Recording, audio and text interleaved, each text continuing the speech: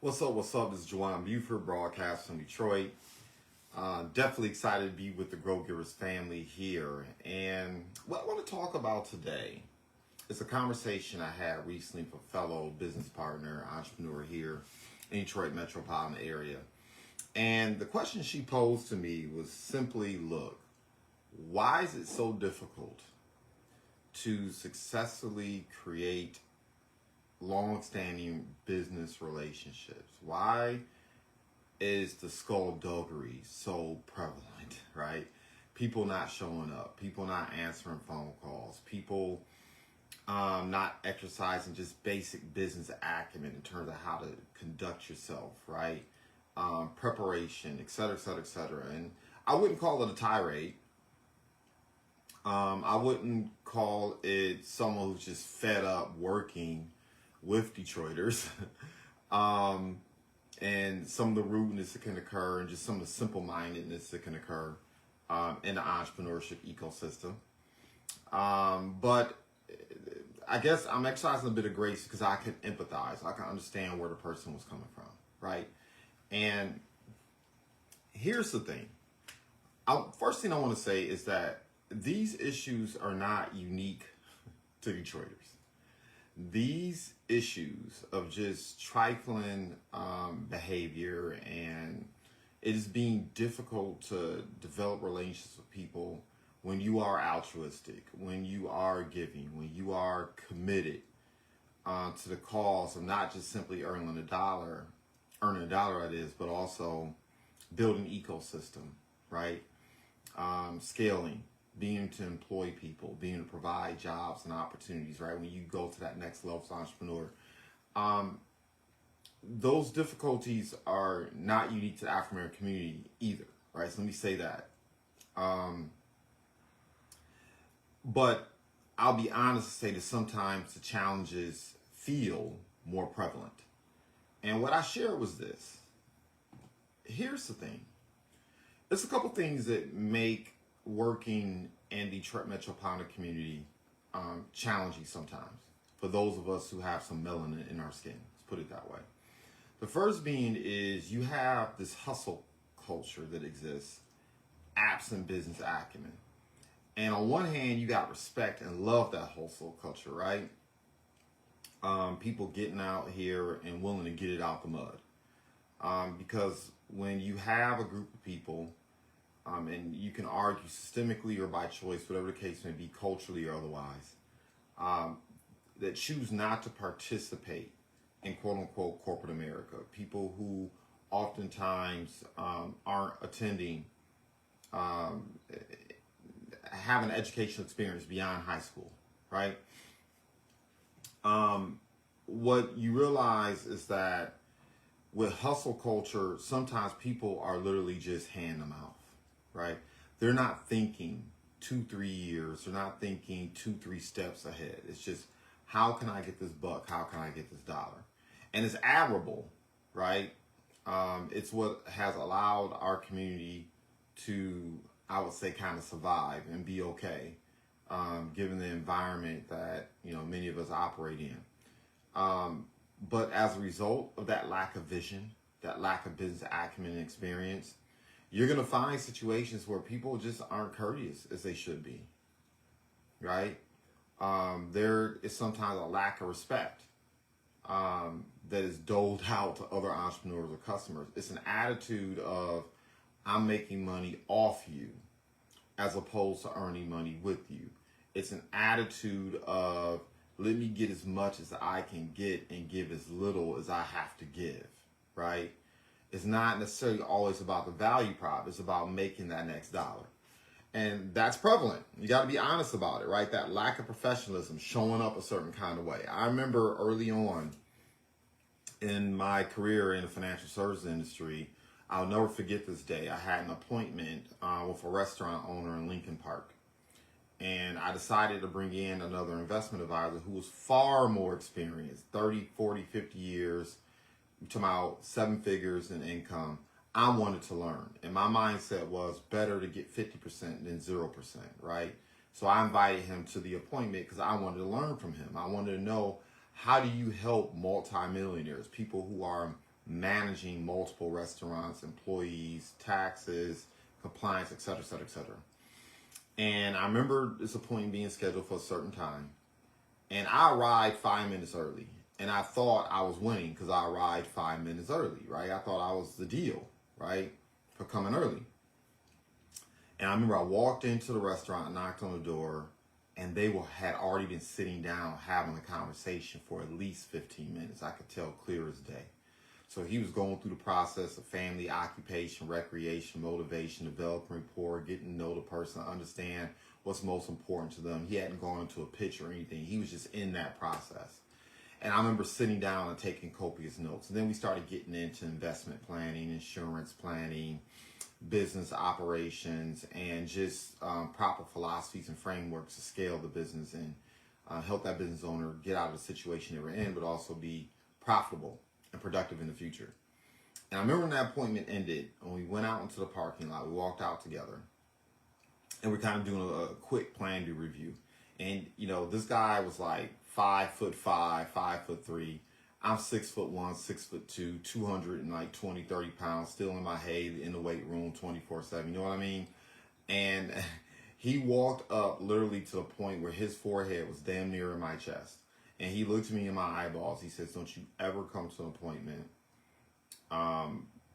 again and not be 15 minutes early." He was like, to be on time is to be late, and to be early is to be on time, right?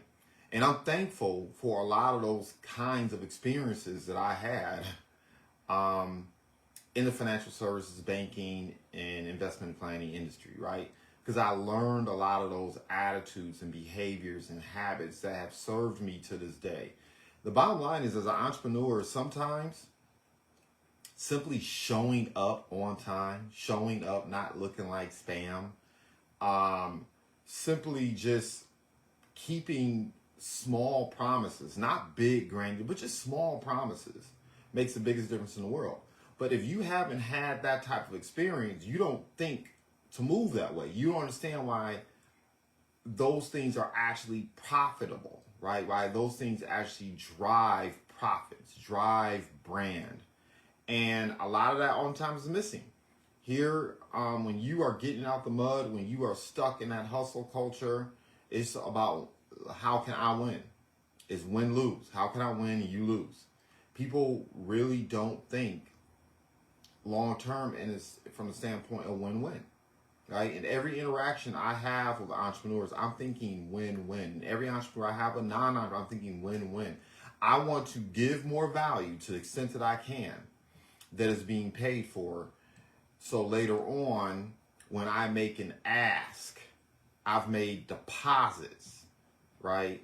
Where the person knows that that person likes, knows, and trusts me and knows that I'm here to ultimately benefit them. And that's a long-term play. But when you're hustling and you're day-to-day, you're not thinking that way. And that's what I try to explain to her in terms of what's occurring. The other thing that is unique, I will say is unique to Detroit, and I will say is unique to African-American entrepreneurs. I'm going to be so transparent, right? Here in Detroit metropolitan area, if you're African-American, over the last 20 years, 30 years, if you were earning $50K to $75K per year, you were winning.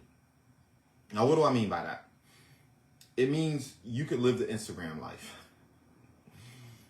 right? You could go out here and stunt. You could live the champagne life. You were crushing it, right? Straight up. It is what it is. You had a car that you bought on credit. Or if you bought cash, you got it through nefarious purposes sometimes. If you had a house, you were definitely winning. 2008 wiped a lot of that out. But still, if you had a nice residence where you were renting or owning, you were winning, right? If you could show up at the club, if you could show up at certain social circles and places and spaces, you were winning. And at 50, 75K, you feel like you made it. So a lot of these business owners that you come across, they feel like they made it. They feel like they're winning, right? Because that's the extent that they believe they can achieve.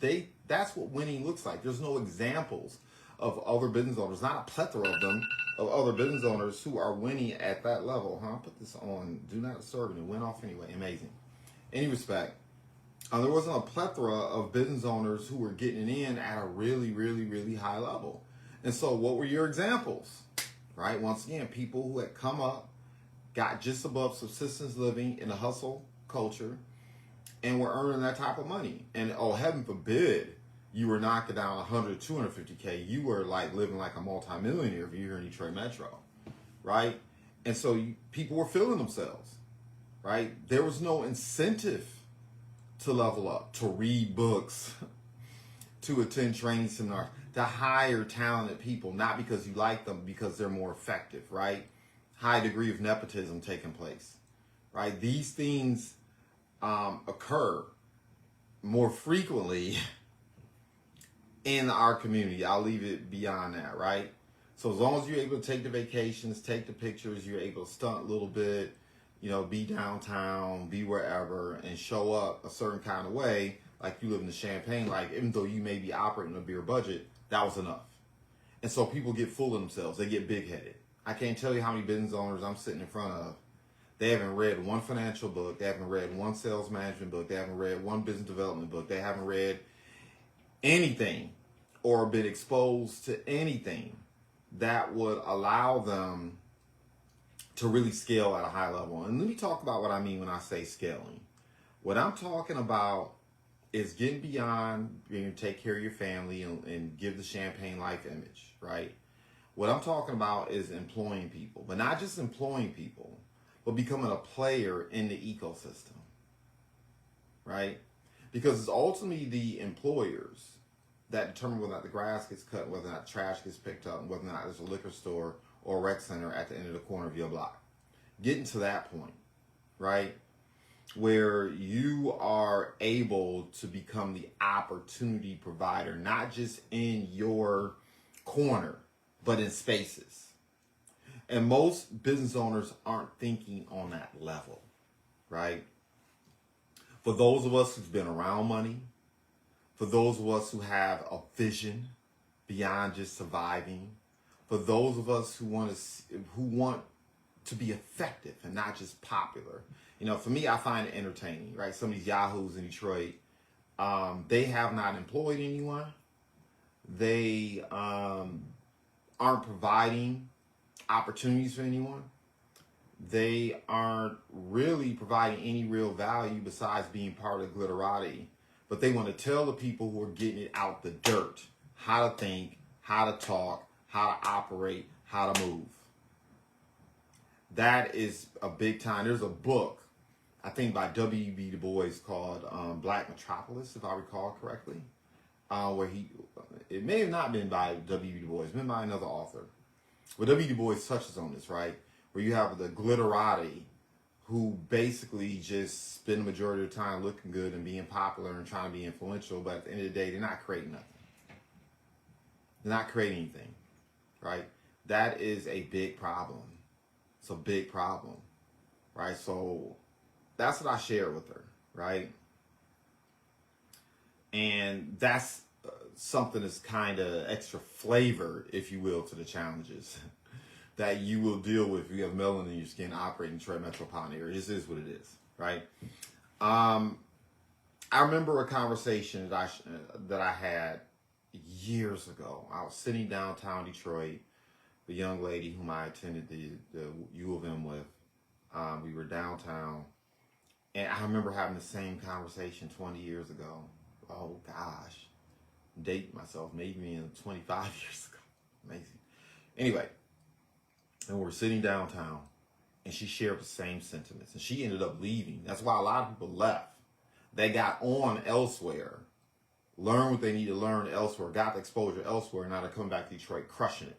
And that's the danger, right? A lot of these individuals who are caught up in this hustle culture, caught up in the Champagne life, pretending they want to be the glitterati. Look, you can't hold out but for so long. The money is coming back to Detroit. And a lot of the money doesn't look like us. So if you don't got your ish together, and you don't know how to scale, and you don't know how to build with people, and you don't know how to acknowledge the talented and the hard working around you, okay. Anyway, let me not go down there, because I'll go down that road and I won't stop, because I mean, if you can't tell, that's something that burns. That's what concerns me more than anything else. There's a rising tide here in Detroit. But you got to be a ship in the water, right? A rising tide lifts all ships, but you got to have your ship in the water. You got to have your ish together, and you have to learn how to collaborate properly if you want to sustain the culture. And I'll leave it at that. In any respect, what I shared with her at the end of our conversation was this. I said, don't despair. Because after you weed out the lazy people, the people who are not willing to show up, the people who are not willing to show up. And look, the BS.com likes, but I mean, it's a habit, right? People who are responsive. People who keep the small promises, right? The small promises. You're like, okay, I know they mean it. I know they mean well. I know I matter, right? Once you weed those people out, there's not a lot of people left. Once you weed out the people who are allergic to learning, because there's still an element in our community where if you are smart, if you are intelligent, if you are gifted in that way, if you are able to think 4, 5, 6, 7, if you play chess as opposed to checkers, you're frowned upon. That element still exists. Believe. It doesn't matter how well suited they are. It doesn't matter how well attired they are. It doesn't matter if they're showing up in the champagne. Like, trust me, they are very insecure around people who are grow givers, who get after it, who have to work at the intellect to match. Trust me, right? So you have a lot of people who are allergic to learning. They're not going to invest in professional and personal development. Never mind some of the stuff, even the books I have behind me, which is like 1/10 of my library. They don't even know what the titles are. They won't do it. Right? Once you get past those people, once you get past people who lack integrity, when I say integrity, I'm not just talking about moral. I'm talking about integrity from the standpoint of consistency. I'm talking about integrity of a person's mission, their purpose, right? Whether or not they develop deep stacks in terms of knowledge, experience, know-how, acumen, talent, skills, right? People who develop really deep stacks in their trade or in their practice, right? A lot of people aren't doing that.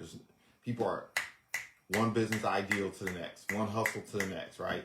I've grown so tired of people walking around in suits thinking they are the ish, and all they're doing is hanging on to one deal, one relationship.